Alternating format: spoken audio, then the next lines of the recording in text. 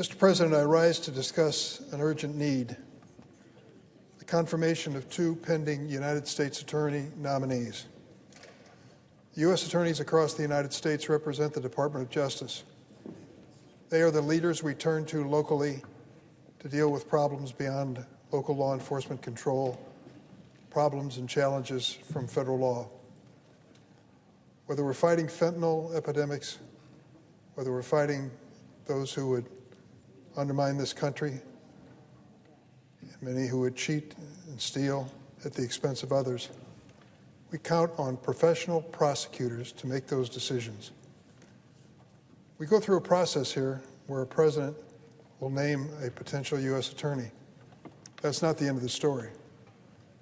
The attorney's name is then submitted to the Senate Judiciary Committee, which I chair, and then it goes through a rigorous bipartisan process, an investigation of each one of these nominees. Until they clear both sides of the table, Democrats and Republicans, the nominees don't move. Once having cleared, they are then put up for approval before the Senate Judiciary Committee. Traditionally, that was virtually the end of the story. The name would hit the calendar name would be called, approved, and the person would move into action. Under the previous president, Donald Trump, there was a lot of controversy, political controversy associated with all sorts of issues. So you have to wonder, out of the 85 U.S. attorney nominees proposed by President Donald Trump, how many of them ran into an obstacle or being stopped on the Senate floor by Democrats for partisan reason? The answer, none, not one.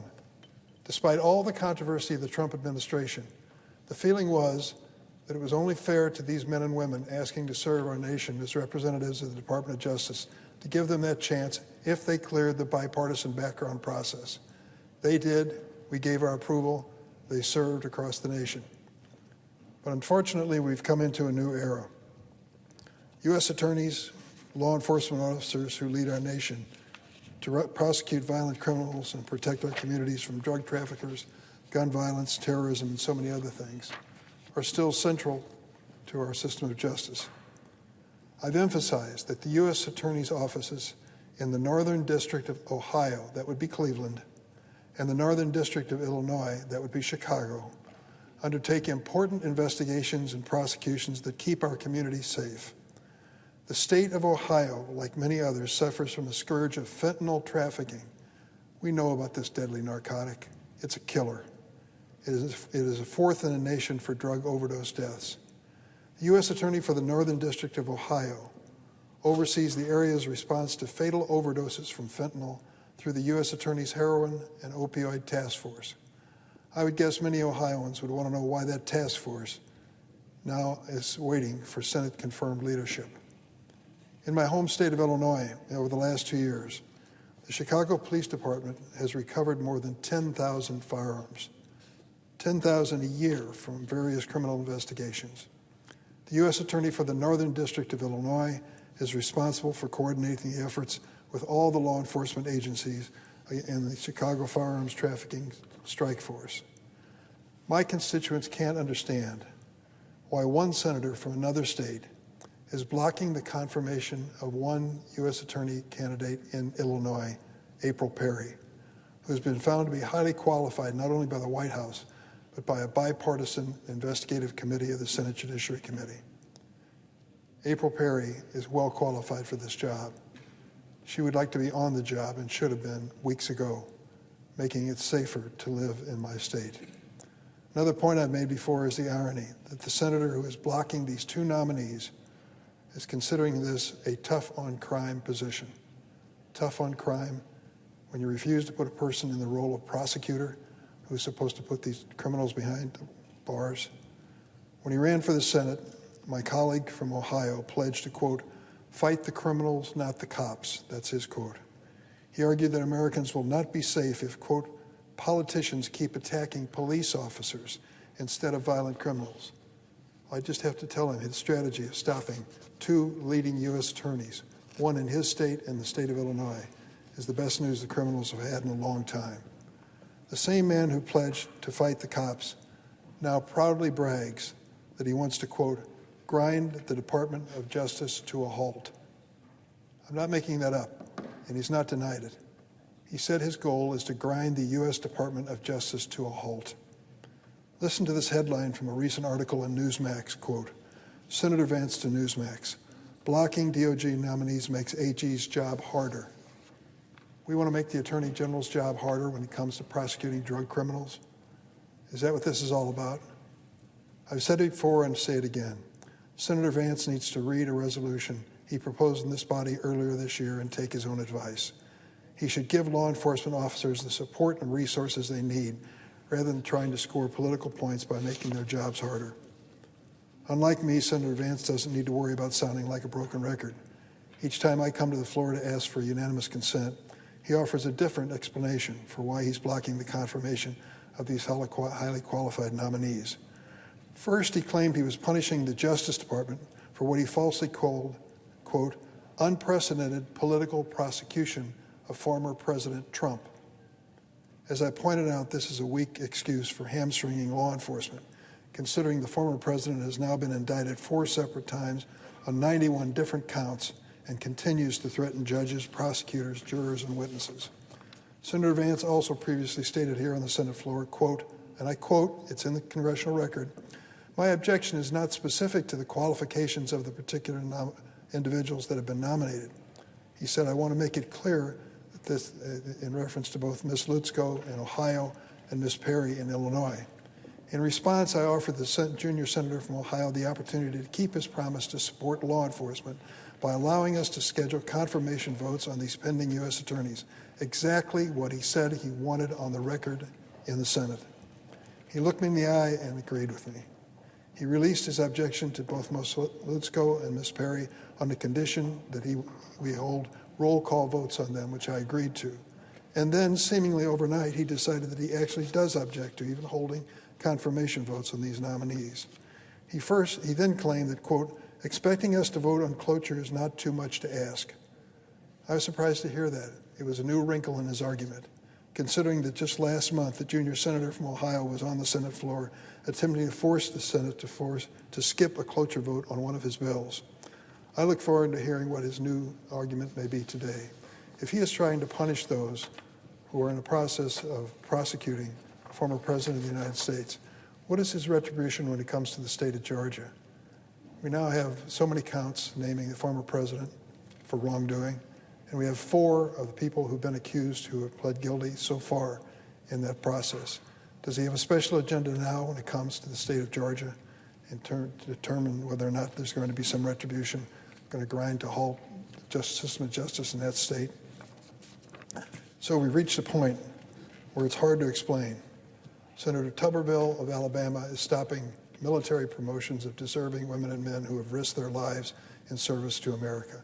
Another Republican senator is stopping ambassadorial positions being filled.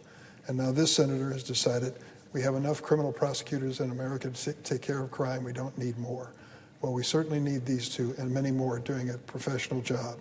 And so, Mr. President, I ask unanimous consent that at a time to be determined by the majority leader in consultation with the Republican leader, the Senate proceed to executive session to consider the following nominations, calendar number 314 and 315. There'll be 2 minutes of debate equally divided in the usual form on each nomination, that upon the use or yielding back of time, the Senate proceed to vote without intervening action or debate on the nominations in the order listed. The motions to reconsider be considered, made, and laid upon the table with no intervening action or debate, that no further motions be in order, that the President be immediately notified of the Senate's action, and the Senate then resume legislative session. Is there objection? Mr. President. Senator from Ohio. Reserving the right to object, Mr. President, with respect to my colleague from Illinois. I've heard a number of arguments that I've somehow changed my tune. And what I would say is I haven't changed my tune. The senator from Illinois keeps making different arguments, and I keep needing to respond to each one of them. But to restate my fundamental problem here, I will note that one of the consistent criticisms of my hold on Department of Justice nominees is that this is unprecedented, that when Donald Trump was president, we let these nominees sail through, and now I'm holding up these nominations to the Department of Justice. I would counter that what is unprecedented is not the hold policy, but the Department of Justice attempting to throw its political opponents in jail. Now, much is made about the political prosecution of Donald Trump. I think that is unjustified, and it is frankly scary in the world's greatest democracy to have the political opposition leader prosecuted by the sitting president. That's pretty weird. Not something that happens a whole lot in the United States of America, and thank God for that. But you don't even need to make it about the current president. You can run down any number of everyday conservatives, people who have been prosecuted, investigated, harassed by this Department of Justice. It should be enforcing the law. It should leave the politics to this chamber and to the electoral process. Mr. President, I will continue to object so long as the Department of Justice conducts its business in a highly politicized way. If Merrick Garland or anyone else is listening, please get back to the business of enforcing the law, get out of politics, and then, and only then, will I release my hold policy. Because of that, I object. Objection is heard. Mr. President, Senator from Illinois. last week in my home area of Chicago, a 6-year-old Palestinian boy answered the door and was stabbed over and over again until he died. And then the assailant went into another room and tried to kill his mother. The question is whether is this a hate crime because of his Palestinian origin? Does it deserve an investigation? Does it sound in America like this is the sort of thing we want an answer to? Who would we turn to for that investigation? The U.S. Attorney's Office in the Northern District of Illinois. But the senator from Ohio, because of his hurt feelings over the indictment of former President Trump by many others, has decided to say, in my region of the country, we will have no U.S. attorney. We'll leave the position vacant. Not because the person isn't qualified to take it over, but because he is hurt and believes he wants to protest over the idea of holding a former president accountable. Obviously, in his mind, former presidents are above the law, not in mine, and not in any democracy. I don't know if former President Trump is guilty of any charges. We have a system of laws and law enforcement to reach that conclusion. But in the meantime, whether it's a hate crime in a suburb of Chicago or drug crimes that are claiming lives every single night in every single neighborhood in our nation, how can we stand here in good conscience and say we want to grind the Department of Justice to a halt? That is exactly what he said over and over again. Grind the Department of Justice to a halt. To prove what? To prove what about this nation? We deserve the opportunity to be protected by the agencies of government we've appointed. And the men and women who are willing to sacrifice their time, their skills to serve that purpose and keep us safer deserve better treatment than what's happening on the Senate floor. I wish I could say this is a unique experience. It has become a pattern. A House of Representatives which goes for 21, 22 days trying to find a leader on the Republican side of the aisle. Military appointments, hundreds of them, of men and women qualified, serving our military, risking their lives, whose nominations are being held up on the Senate floor by one Republican senator. The idea that we're holding back the possibility of appointing ambassadors in parts of the world where war is imminent and underway and could drag the United States into conflict if we're not careful. To take that position that we want to stop government, whether it's in the Department of Defense, in their promotion policy, whether it's in the Department of State, in the representatives around the world, or whether it's in the Department of Justice, is shameful.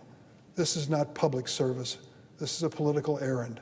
I wish it would come to an end soon, and I wish the senator, who is new to this body, would think twice about whether this is how he wants to write his record in the United States Senate. I yield the floor.